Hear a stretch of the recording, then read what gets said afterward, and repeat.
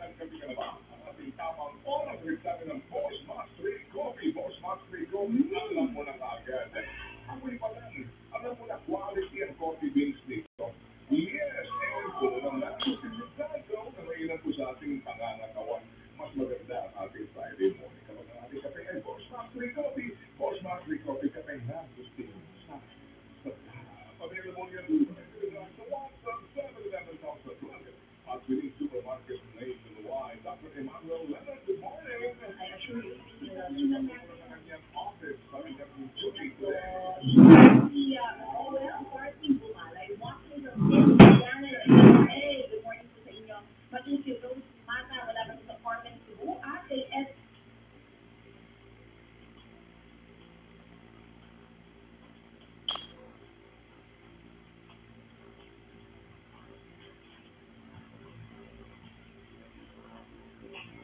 Okay, Robin Esteban, good morning, Kay Jaime Chulo, good morning. Si Dr. Gigi Wong, at ngayon manong ang ating sport live. Excited po raw si Jordan Henry sa kanya pong paglipat sa TNT Tropang 5G.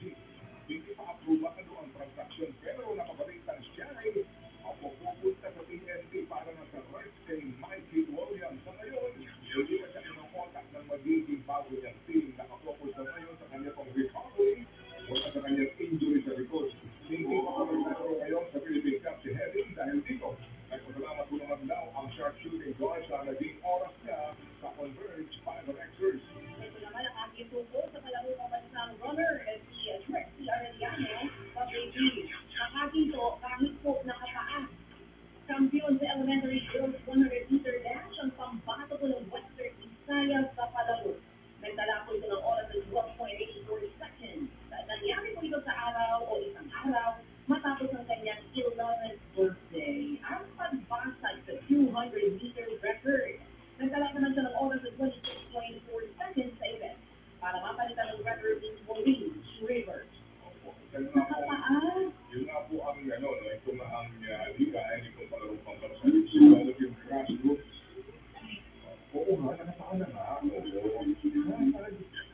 Parang gulat na gulat siya.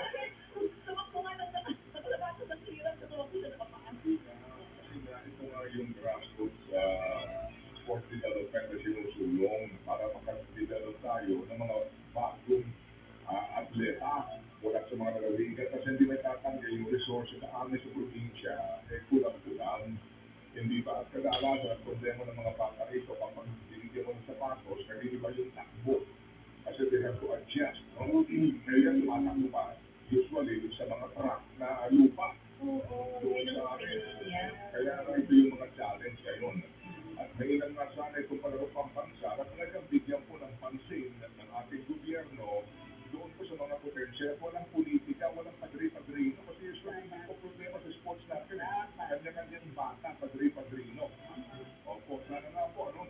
Tutukan po itong bata nito. Pati mga swimmers natin ngayon, ang husay na rin po. Alright, hindi po lamang laging basketball. Samantala, walang kinuha po ng Zeus Trophy Vanderbilt ang veteranang si Micah Ortiz. Nangyari yan matapos niya akong kumalat ng middle blocker sa Choco Mucho Line Titans. Magdala na po ng championship experience, stable na depensa at leadership si Ortiz sa koponan. Siya ang pinaka-huling kinuhang player ng Zeus matapos sina Eliza Eroa, Viola at Ceballos at Rene Mabilangan.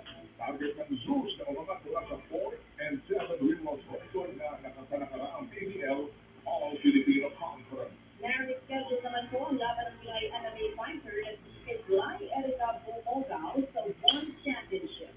Nakatakdang labanan ni Bumogao si Rhea Rubio sa 102-pound at 155. Gaganapin po yan sa One Friday fight sa 111 o 111 sa June 6 sa Lupin Stadium sa Bangkok, Thailand.